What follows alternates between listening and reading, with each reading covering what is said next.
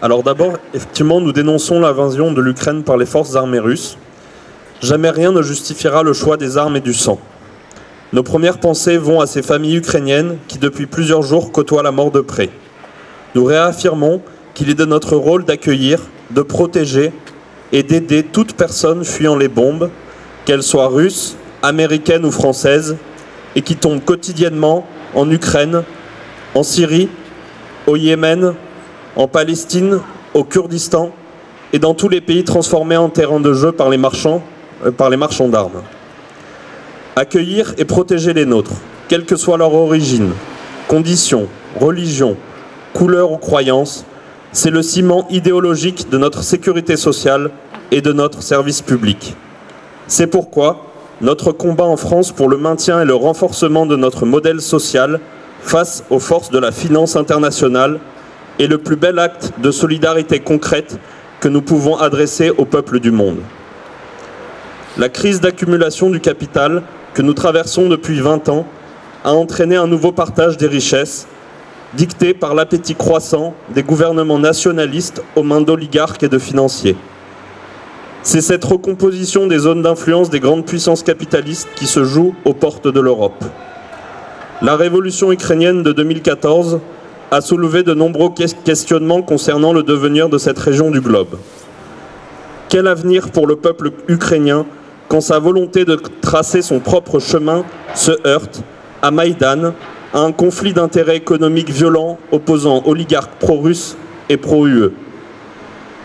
Quel avenir pour le peuple ukrainien quand, toujours en 2014, les représentants de l'OTAN et de l'UE ont poussé leur ingérence jusqu'à la mise en place d'un gouvernement ukrainien composé d'ultralibéraux pro-européens, d'une droite extrême et conservatrice et du parti nazi Svoboda?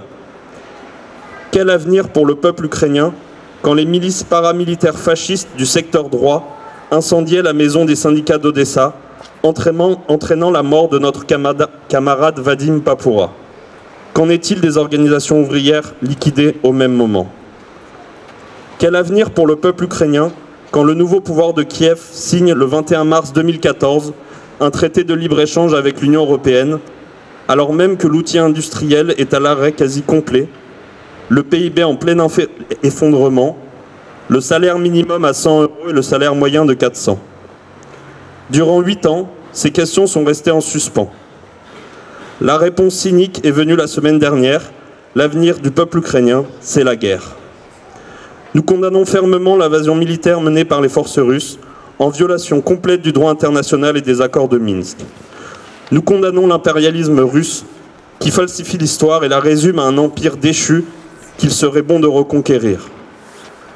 La rhétorique antifasciste ne trompe personne, et les travailleuses et travailleurs de France n'oublient pas les multiples rencontres entre Le Pen, père et fille, et le président russe, ainsi que les millions de roubles qui ont arrosé ce parti d'extrême droite français. Nous condamnons également la surenchère militariste qui se dessine dans le paysage politique européen et dont la France, qui a réintégré le commandement intégré de l'OTAN et le fer de lance. Que dire de l'Europe lorsqu'un eurodéputé bulgare quitte le Parlement sur un salut nazi?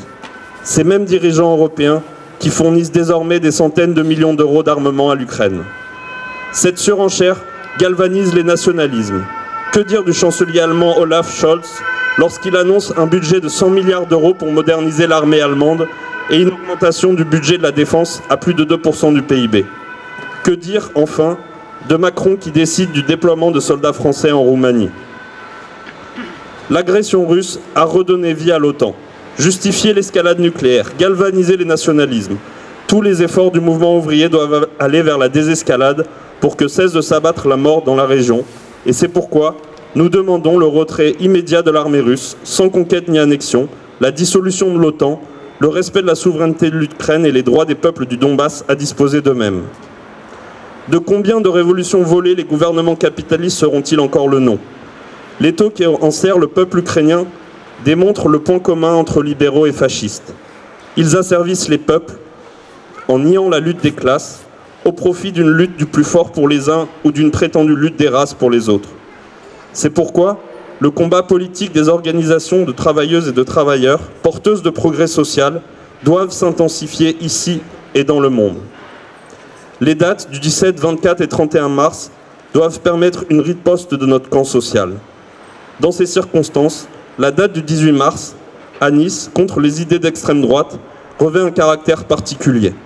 Car le projet de l'extrême droite, c'est celui qui justifie aujourd'hui la guerre en Ukraine. C'est notre rôle que de s'opposer aux forces réactionnaires de notre pays. Enfin, à 5 jours du 8 mars, journée internationale de lutte et de grève pour les droits des femmes, rappelons à ceux qui aimeraient falsifier notre héritage que l'Union soviétique fut le premier continent à avoir instauré en 1921 une journée de lutte pour l'égalité homme-femme. La guerre, un massacre de gens qui ne se connaissent pas, au profit de gens qui se connaissent mais ne se massacrent pas. Paul Valéry.